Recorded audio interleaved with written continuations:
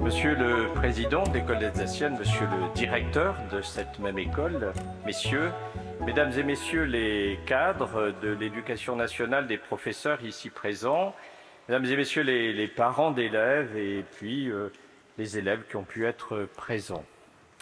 Je suis très heureux, comme vous venez de le dire, de vous accueillir dans ce lieu si insigne de l'université non seulement parisienne mais française. Pour célébrer les 150 ans de cette école, je ne sais, Monsieur le Directeur, je sais que vous avez retenu cet amphithéâtre il y a bien du temps pour vous y préparer. J'ignore en revanche si vous avez volontairement fait cette solennité ce 1er juin 2024. Et peut-être sommes-nous peu nombreux à savoir que c'est une date très importante pour l'Alsace, puisque c'est aujourd'hui la commémoration du 100e anniversaire des 2 lois du 1er juin 1924 qui ont réintroduit le Code civil français et le droit français en Alsace, mais également dans la 2e loi qui ont consacré ce que l'on appelle communément le droit local. Et cette loi et ces 2 lois sont très importantes. Dans 15 jours, je serai le rapporteur de synthèse à Strasbourg d'un colloque organisé pour tout cela. Quand on regarde l'historique de votre école, eh bien, il y a, me semble-t-il, 2 choses qui apparaissent immédiatement et qui sont matière à réflexion pour nous tous, surtout dans la situation d'interrogation, de crise peut-être, que notre pays connaît. Au fond, en 1924, la République n'a pas craint de reprendre à son compte le fameux argument que Louis XIV avait donné à son premier intendant royal lors de la réunion par le traité de Westphalie de l'Alsace à la France, ne touchez pas aux affaires de l'Alsace. Et c'est une belle leçon que de voir comment cette province, autant que cette région, a su conserver une identité très marquée, très forte, très puissante, sans pour autant revendiquer son autonomie. Et on peut conserver au sein de l'unité républicaine qu'est la nôtre, une identité locale, régionale, sans revendiquer quoi que ce soit d'autre, parce que la véritable identité ne cherche pas à se démarquer de l'unité nationale, elle la nourrit, elle la féconde, elle l'enrichit. Et nous le savons bien pour ce qui est de l'Alsace, qui a trouvé cet équilibre vraiment exceptionnel et qui sert à beaucoup d'exemples divers et variés. C'est d'ailleurs l'occasion de souligner, je reviendrai sur votre école, que le droit local alsacien, qui n'est pas que pour le régime des cultes réglementés, mais dans beaucoup de domaines, a inspiré le droit national. Le professeur de droit civil que je suis sait que la réforme de la procédure des cours d'appel vient de l'Alsace et a été inspirée par l'Alsace. La deuxième chose, c'est en lien cette fois-ci avec votre école.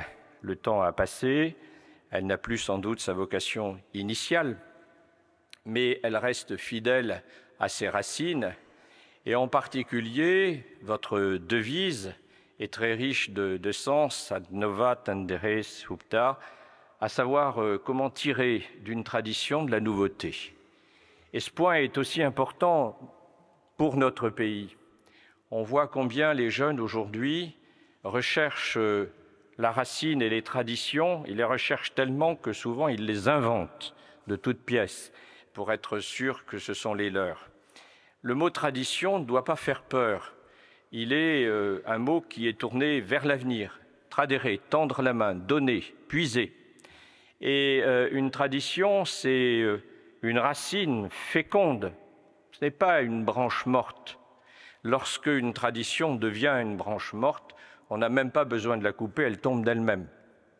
Mais lorsqu'elle reste, qu'elle doit être une racine puissante, eh bien, elle défie le temps parce qu'elle porte en elle-même la part d'éternité qui transcende les générations. Or, votre école, en 150 ans, a fait un parcours admirable, fidèle à sa devise, qui est effectivement de savoir allier la personne de l'élève avec la construction d'un collectif. Et en cela, c'est vrai que l'éducation dans le service public, qui a peut-être un peu trop privilégié parfois le collectif au détriment du personnel, doit s'en inspirer. Nous le voyons bien dans ce que un de vos anciens élèves, qui a été mon ministre il n'y a pas longtemps, a souhaité pour la réforme du collège. Je me dis que probablement il a puisé quelques idées rue Notre-Dame-des-Champs. Et en tout cas, on voit très bien que lorsqu'il a dit que le collège unique ne doit pas être le collège uniforme, concrètement, je crois que votre école est un très bel exemple de ce que le collectif doit se nourrir de la personnalisation et non pas l'éteindre. Et c'est un défi que nous avons évidemment à relever.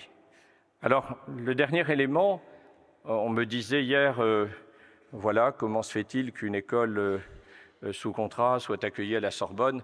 Mais je le dis, et je le dis à tous ceux qui sont ici rassemblés, la loi de 1959, qui est une loi aussi très particulière, très française, au fond très baroque quelque part, mais à l'image du droit local alsacien-mosellan, c'est une loi qui, lorsqu'on a conclu un contrat, une école, vous l'avez dit, monsieur le directeur, elle est dans l'éducation nationale. Lorsqu'on a contracté avec le ministère de l'Éducation nationale, on n'est pas d'ailleurs à proprement parler une école privée, on est une école associée, puisque tel est le mot employé par la loi de 1959. Et lorsque le ministre que j'ai eu l'honneur de représenter, il y a maintenant quelques années, Vincent Payon, ici même, avait demandé aux écoles sous contrat de mettre le drapeau français à son fronton, alors bien sûr à l'école alsacienne, le drapeau français a un sens sans doute plus marqué qu'ailleurs, ce n'était pas pour une confiscation, c'était pour une association, c'est pour dire ces écoles font partie du système éducatif pleinement, ayant leur place avec ce fameux caractère propre que chacun cultive à sa manière. Et en cela, vos écoles, la vôtre, quantité d'autres, Jean-Michel Blanquer ici même l'avait rappelé, eh bien vous êtes le levain de la pâte. Vous êtes ceux qui peuvent montrer que dans le cadre républicain, dans le cadre national, on peut peindre des tableaux un peu différents et qui peuvent inspirer les autres.